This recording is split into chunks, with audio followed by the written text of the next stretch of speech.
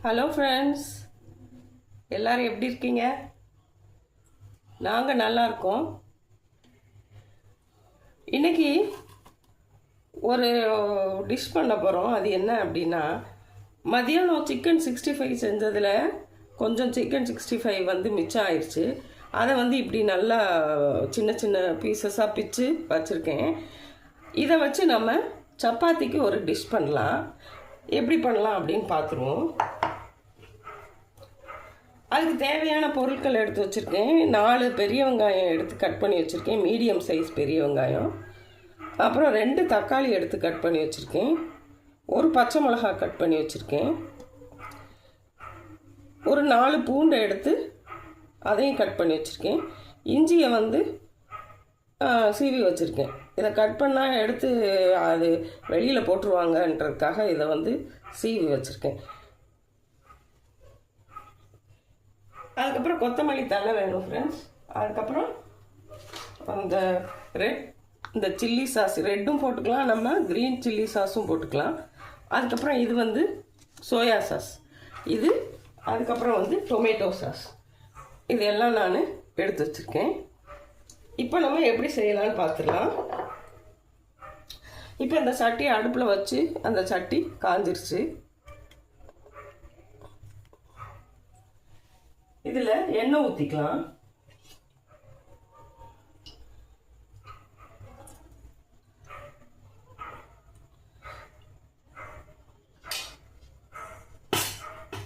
எண்ணெய் ஊற்றிட்டு ஃபஸ்ட்டு நம்ம வெங்காயத்தை போட்டு வதக்கிக்கலாம்.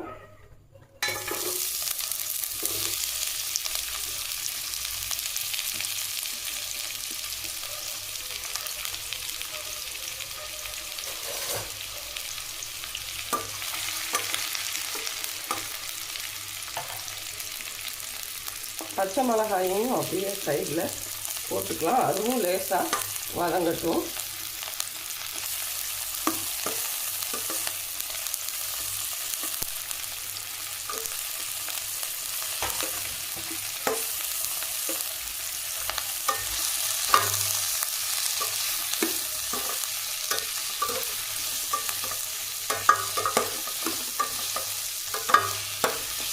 வெங்காயத்தை நம்ம கண்ணாடி பதத்துக்கு வதக்கிக்கலாம். ரொம்ப டீப் ஃப்ரை பண்ணணும் அப்படின்ற அவசியம் கிடையாது.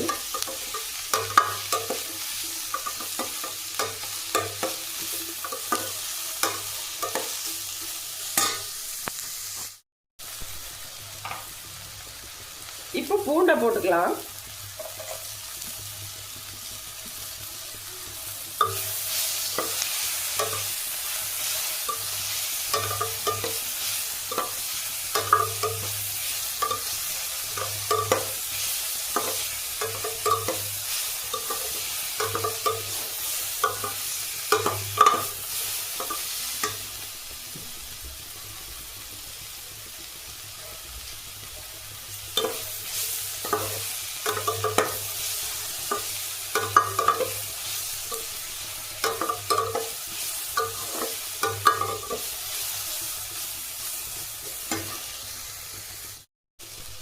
இப்போ வெங்காயம் இந்த அளவுக்கு வதங்கினா போதும் ஃப்ரெண்ட்ஸ்.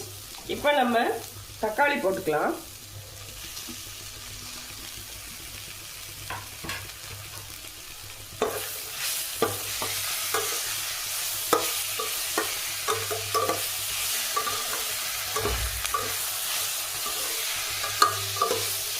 தக்காளியும் ரொம்ப குறைவாக வதங்கணும்னு அவசியம் இல்லை, ஓரளவுக்கு வதங்கினா போதும்.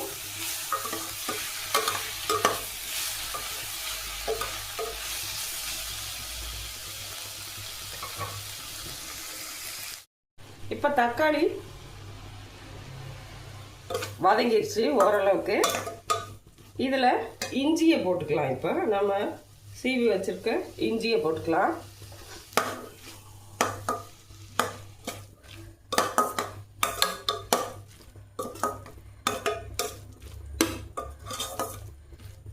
இஞ்சி போட்டுட்டு அதுக்கப்புறம் நம்ம அந்த சிக்கன் 65 சிக்கனை வந்து இதில் போட்டுடலாம்.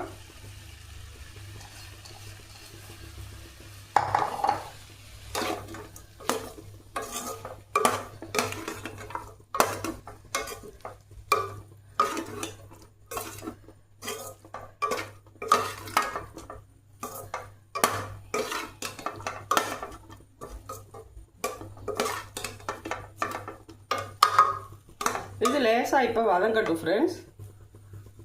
அந்த மசாலா, வெங்காயம், தக்காளி எல்லாம் இதில் ஒன்றா கலக்கட்டும்.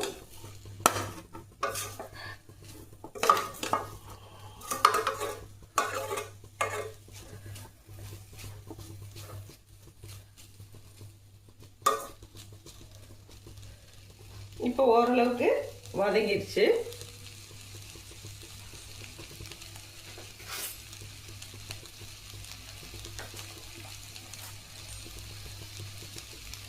நம்ம இப்போ இதில் ரெட் சில்லி சாஸ் வந்து 1 டேபிள் ஸ்பூன் ஊற்றிக்கலாம்.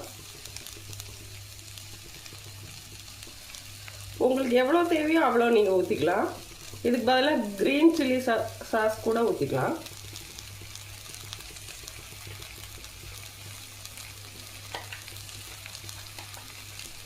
அதுலேயே சோயா சாஸையும் ஊற்றிக்கலாம். அதுவும் 1 டேபிள் ஸ்பூன் ஊற்றிக்கலாம்.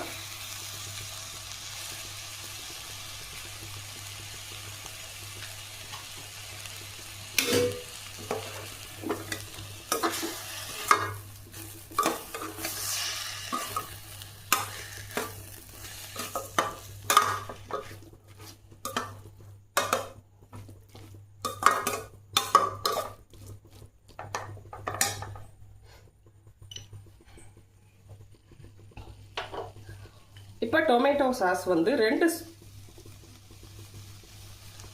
டேபிள் ஸ்பூன் ஊற்றிக்கலாம்.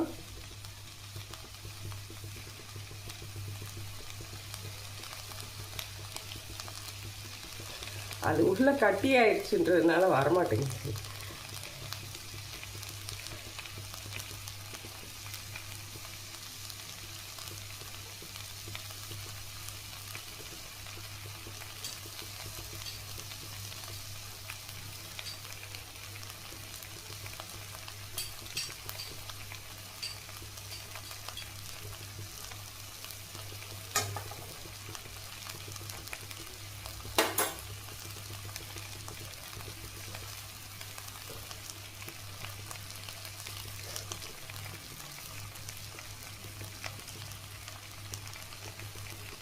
இப்போ 2 டேபிள் ஸ்பூன் அளவுக்கு போட்டுட்டோம் நம்ம. இப்போ இதை நல்லா கிண்டி விட்டுக்கலாம்.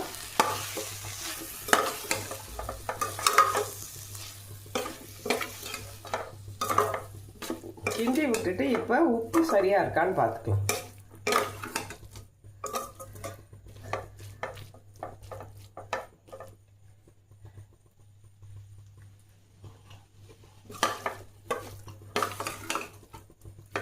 சிக்கன் 65ல ஏற்கனவே நம்ம உப்பு போட்டிருக்கிறதுனால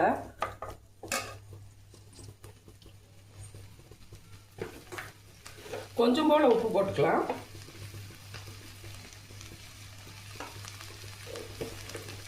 உப்பு உங்களுக்கு தேவைக்கு நீங்கள் போட்டுக்கலாம். இப்போ இது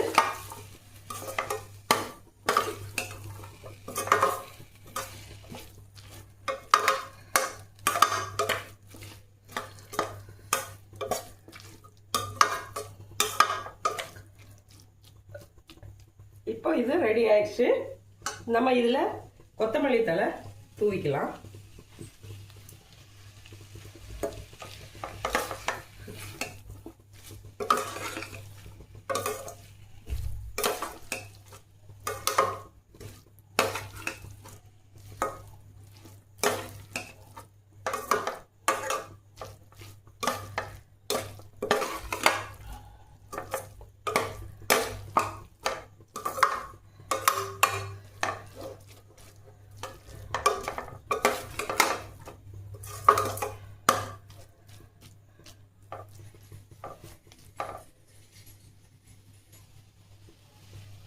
இப்போ நம்ம டிஷ் ரெடி ஆயிடுச்சு.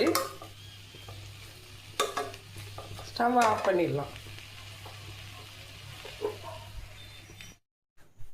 நம்ம டிஷ் இப்போ ரெடி ஆயிடுச்சு ஃப்ரெண்ட்ஸ்.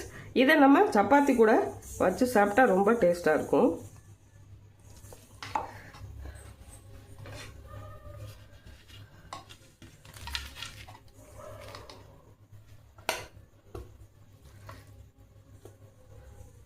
இங்கே பாருங்க, சப்பாத்தி கூட வச்சு சர்வ் பண்ணோன்னா ரொம்ப டேஸ்ட்டாக இருக்கும். நீங்களும் ட்ரை பண்ணி பாருங்கள். ட்ரை பண்ணி பார்த்துட்டு எப்படி வந்ததுன்னு சொல்லுங்கள். பிடிச்சிருந்தா லைக் பண்ணுங்கள், ஷேர் பண்ணுங்கள், சப்ஸ்கிரைப் பண்ணுங்கள். Thank you friends.